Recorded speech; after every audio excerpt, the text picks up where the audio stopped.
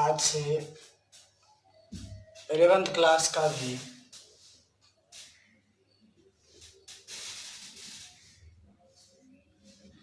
Video upload कर रहा हूँ। इससे पहले भी हम 11th क्लास के सिलेबस वाली वीडियो और एक दो टॉपिक लोड कर दिया हूँ।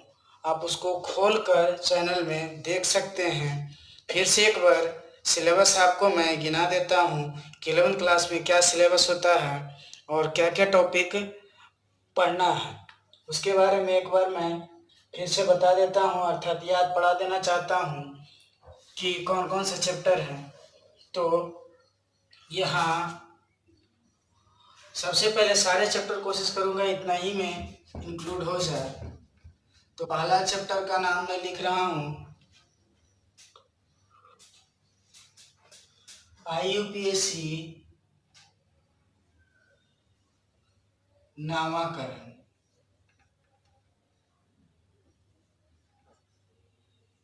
इसे कार्बनिक यौगिक के रूप में भी जाना जाता है। दूसरा चैप्टर आवर्त सारणी। तीसरा चैप्टर हाइड्रोजन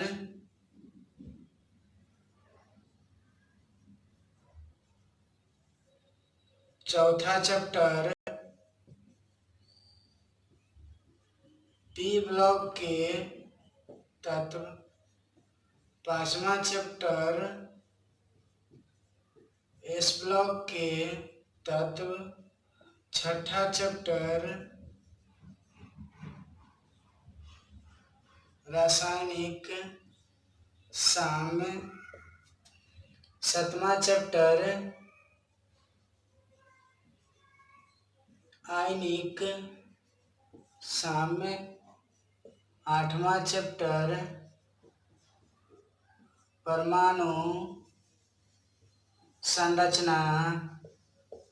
नौवां चैप्टर मोल अवधारणा, इसी को मोल कंसेप्ट कहते हैं। 10वां chapter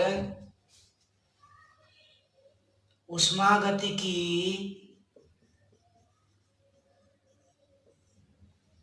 11वां chapter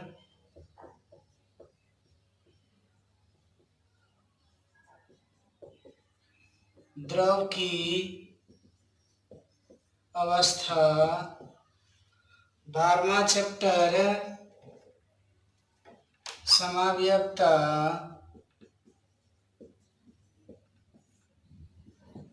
13वां chapter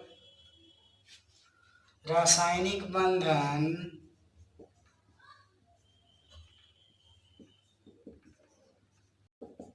14वां chapter redox अभिक्रिया। 15वां चैप्टर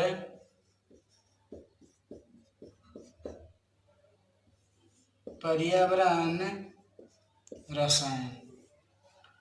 ये टोटल आपका 11th क्लास का सिलेबस है, जो पहले भी मैं बता चुका हूँ और फिर पुनः रिपीट कर दिया हूँ ताकि आसानी से अपना सिलेबस नोट कर लें। यहाँ सिलेबस के बारे में ज़्यादा व्याख्या नहीं करूँगा, मैं डायरेक्टली क्लास स्टार्ट कर रहा हूँ और क्लास में स्टार्ट करूँगा फर्स्ट टॉपिक IUPAC नामाकरण से, अर्थात कार्बनिक यौगिक के IUPAC नामाकरण से स्टार्ट करूँगा और उसको पार्ट बाय पार्ट अलग अलग प्रकार के भागों में बांट बांट के आपको पर डे के हिसाब से अपलोड करते जाऊंगा। तो मैं स्टार्ट करने जा रहा हूँ फर्स्ट चैप्टर IUPAC नामाकरण अर्थात कार्बनिक यौगिक।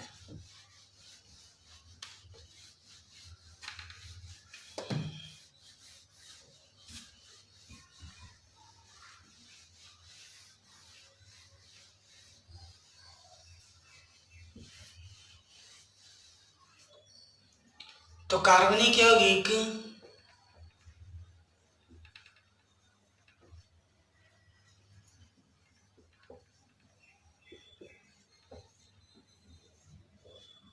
जिसे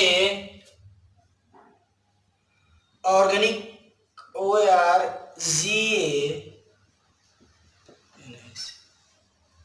ऑर्गेनिक के नाम से जाना जाता है। तो कार्बनिक यौगिक में IUPAC नामकरण में नाम पद्धति दो विधियों के रूप में करते हैं। उससे भी पहले मूल नाम, लैटिन नाम तथा सफिक्स और परफिक्स के रूप में उपयोग किया जाना। तो मैं आपको यहाँ बता देना चाहता हूँ कि ये मूल नाम क्या है कार्बनिक यौगिकों में और लैटिन नाम क्या है। तो मूल नाम जनरली हम लोग के सिलेबस में 10 तक ही माना जाता है और यूज भी ज़्यादा 10 तक होता है, क्योंकि 11th और 12th दोनों में ये पढ़ना है और ये दोनों में 10 तक ही जनरली डिस्कस किया जाता है। जैसे C1 कार्बन को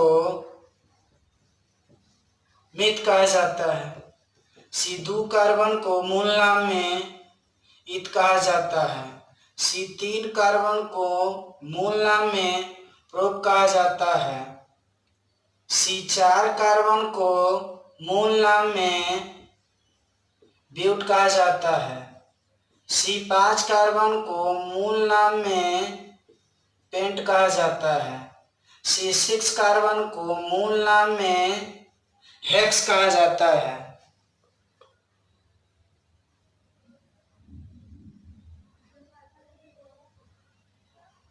मूल नाम में हेक्स कहा जाता है।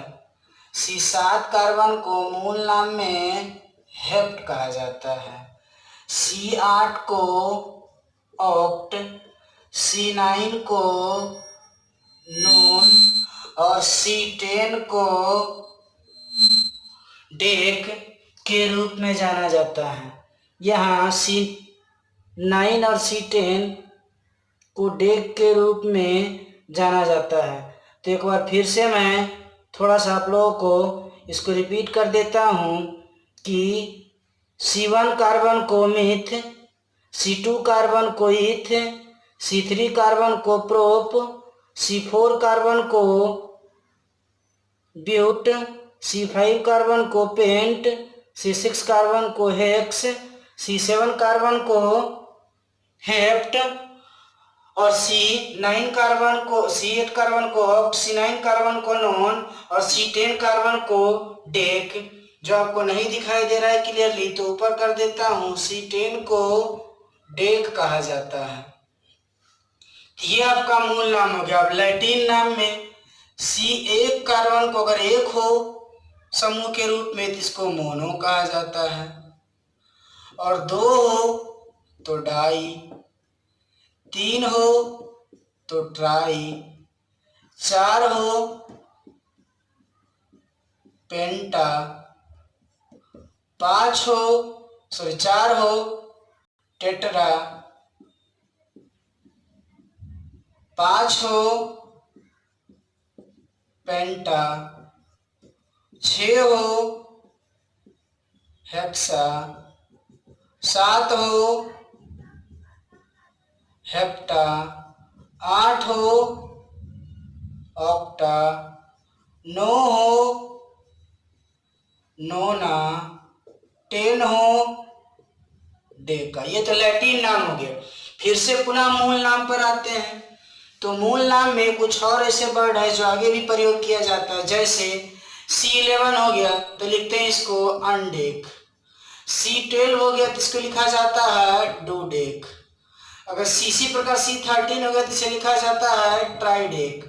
ठीक इसी प्रकार अगर C14 हो गया तो इसे को लिखा जाता है टेट्राडेक, TETRADEC। अगर C15 हो गया तो इसको लिखा जाता है पेंटाडेक। अगर यही C16 हो गया तो इसे लिखा जाता है हेक्साडेक। इसी प्रकार बढ़ते जाएगा तो आगे मेन है जो मैं बता देता हूं कि जैसे C20 हो गया, C20 को लिखा जाता है EICOS। अब C21 को अनाइकॉस, डुआइकॉस, ऐसी करके आगे बढ़ते जाता है ICOS। अब C30 ट्राइकॉन्ट, C40 टेट्राकॉन्ट, C50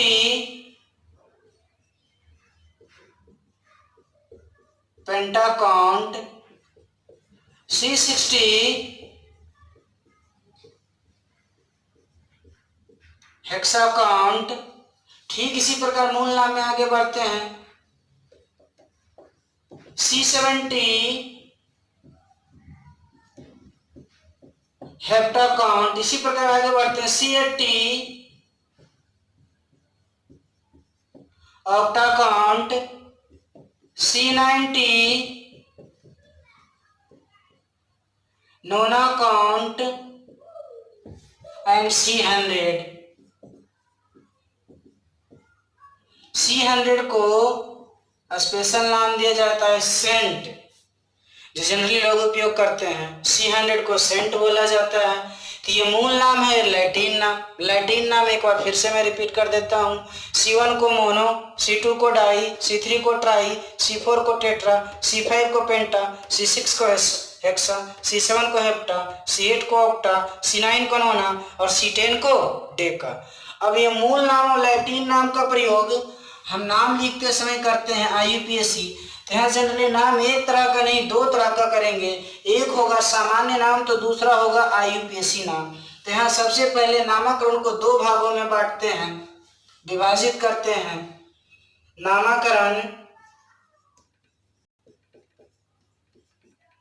नामकरण को 2 टाइप्स में डिवाइड करते हैं। पहला हो गया सामान्य नाम, दूसरा हो गया IUPAC नाम। तो सामान्य नाम यानी कि इसे कॉमन नेम से भी बोला जाता है। IUPAC का मतलब हो गया इंटरनेशनल, U का मतलब यूनियन, P का मतलब प्योर, A का मतलब पैर, C का मतलब chemistry. International, INTERNATIE international,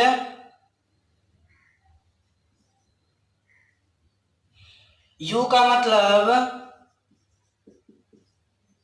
UNION, P का मतलब प्योर, A का मतलब APPLIED और C का मतलब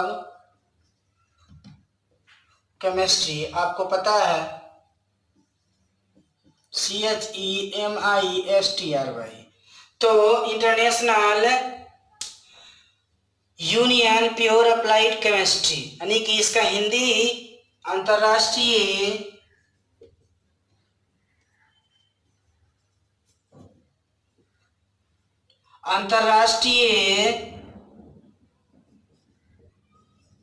संघ शुद्ध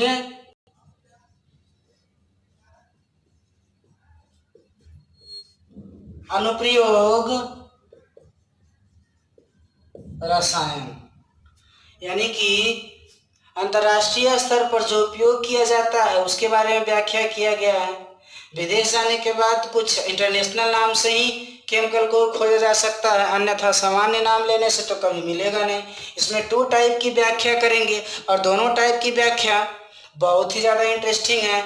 तो आज के क्लास में इतना ही रहने देते हैं। नेक्स्ट क्लास में आप लोग को कल मैं बताऊंगा और सेकेंड पार्ट में दोनों का नामकरण किस प्रकार से भिन्न प्रकार के टाइप के को करते हैं तो उसके बारे में समझाएंगे। तो आज के लिए इतना ही रहने देते हैं। थैंक्स।